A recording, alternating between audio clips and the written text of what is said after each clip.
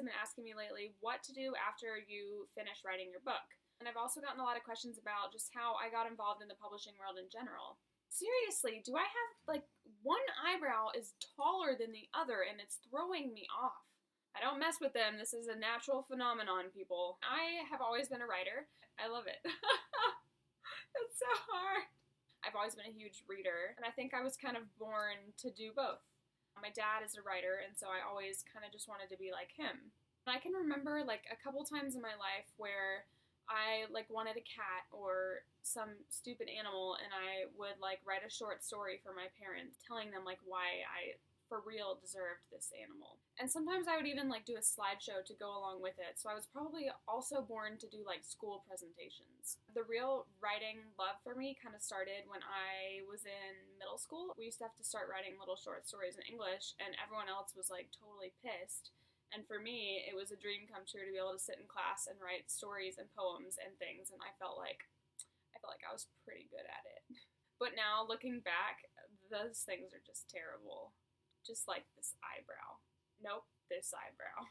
The screen thing throws me off, okay? It's very hard. And then high school came, and I took a creative writing class, and it was like a huge joke to everyone in there except for me and maybe like 2 other nerds. My creative writing teacher got me into Doctor Who, and that just kind of more like tugged at the storyteller in me because the stories in that show are just incredible every episode. I didn't really have a ton of great close friends growing up. Didn't really know how to form good relationships with people. And so for me, writing and reading was kind of an escape.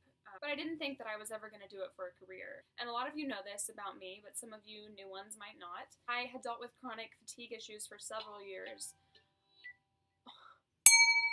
Oh, too many notifications. Make it stop. So when I graduated high school, I thought I was going to go off and do music school, but I started feeling really sick, really tired and weak all the time, and we didn't really know what was going on with me. I had lots of surgeries, one after the other, and lots of painful recoveries, and it was just really kind of a dark time in my life where I didn't know what was going on with me. And I've talked about this before, that I read Mockingjay, and then I reread the whole series of Hunger Games again, because it kind of helped me get through the struggle of recovery and not knowing who I was at that point in time. I really think God had a plan for me, and He knew that it would have taken something seriously major to get my attention and change my path in life. I was so focused on music and going away to a music school and doing the whole like college thing that people were supposed to do that I didn't really know that maybe that wasn't God's plan for my life. My doctor was like, maybe you should get a dog, it might help you. And you are so sweet, and you stayed by my side every day while I was working.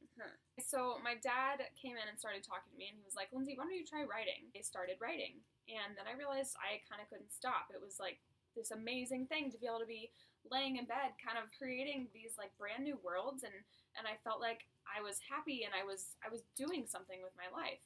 And there was this author friend that someone had introduced to me. I remember going to Starbucks with this woman, and she was telling me, for real? Oh, I didn't introduce you. Say hello. Are you mad? So I went to Starbucks with this woman, and she told me about blogging and how I could get involved with that and how that would kind of teach me about the industry. So I started a book blog, reading as much as I could and, learning what was cool then in the publishing industry and what was not. Through that, I went to a couple different conferences and met some amazing friends that I still talk to this day. It was a really awesome thing to get me started in the bookish world. I went to an actual writers' conference. That is where I learned that I needed a literary agent if I was going to be published by HarperCollins. And that was always my dream from the start. I always wanted it to be HarperCollins. I have no idea why. Maybe it's because I read Amelia Bedelia when I was a little girl. Maybe it's because Lauren Oliver was published there, and I was super, super obsessed with the Delirium series, and I just loved her work. Like, this woman is a real author. She's so, cool to me, and she knows about the industry, and she's poised, and she's an amazing writer, and I want to be that. That's what I wanted to be, and so I remember telling her that, and she said, Lindsay, if you want to be a writer, if writing is all you have, then that's all you need. Just go for it. I started writing more and more, and I finished a book, and it wasn't that good, and so I wrote another book, and it was better, and it still wasn't that good. I went to the writers' conference, and I learned that I needed to edit things, and then I got an agent, and eventually it turned into this whole thing, and I love it. so much. And so what I'm going to do is kind of start doing like a step-by-step of how I did every little thing. If you guys have something writerly or publishing-ish, or anything about books that you want to know about this industry and what to do, I don't know, just ask me questions in the comments, and I'm going to try to get to it in a video response. There were a lot of authors out there that really answered a lot of my questions when I just started writing, like Beth Revis, Lauren Oliver, Marie Lu. J.K. Rowling called me. Just kidding. That's never going to happen. Patrick Carmen, how could I forget you, buddy?